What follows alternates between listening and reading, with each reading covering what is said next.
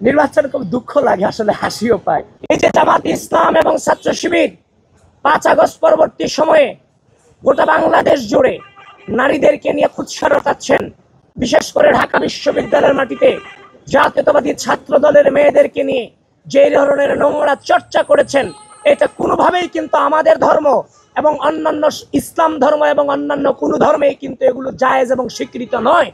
সুতরাং ইসলামের নামে নারীদের বিরুদ্ধে যেই ধরনের অপপ্রচার আপনারা 5 আগস্ট পরবর্তী সময় এখনো পর্যন্ত অব্যাহত রেখেছেন, আপনাদেরকে করজোরে নিবেদন করছি, 5 আগস্ট পরবর্তী সময় আমরা ক্যাম্পাসগুলোতে শ্রদ্ধা এবং স্নেহের সমন্বয়ে একটি সহনশীল সহমর্মিতামূলক রাজনীতি চেয়েছি।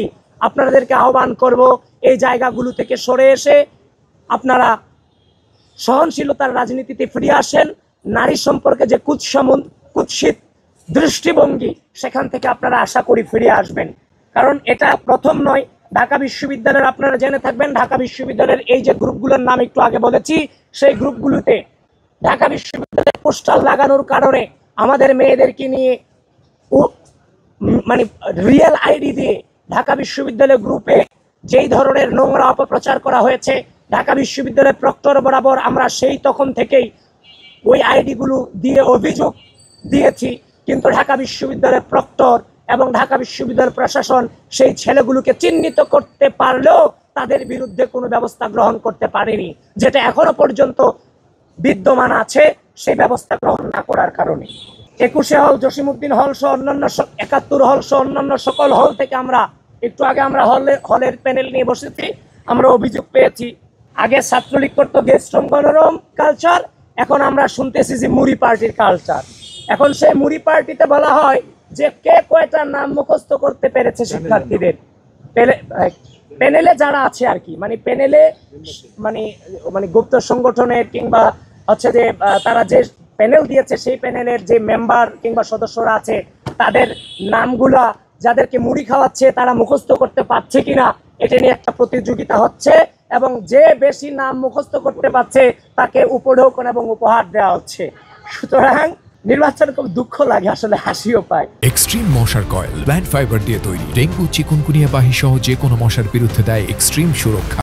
নির্বাচন কমিশন এবং বিশ্ববিদ্যালয় প্রশাসন এবং হল প্রশাসনের যারা নির্বাচন কমিশন আছেন, এই ধরনের কালচারগুলোকে অবশ্যই আপনারা শক্ত হাতে দমন করবেন এবং এগুলো সম্পর্কে সাংবাদিক বৃন্দ আছেন, এগুলো সম্পর্কে তথ্য খুঁজে বের করবেন। FH হল সম্পর্কে তথ্য পেয়েছি। FH হলের যে AGS প্রার্থী শাফি, সে তোফাজ্জল হত্যা মামলার আসামি। AGS রাকিবুল রিয়াদ, সে তোফাজ্জল হত্যা মামলার আসামি। GS এনামুল হাসান ছাত্র দলের উপর 2022 সালে ক্যাম্পাসে যে হামলা হয়েছিল, সে হামলায় সে জড়িত ছিল, সুতরাং এবং ছাত্রলীগের পোস্টেড ছিল।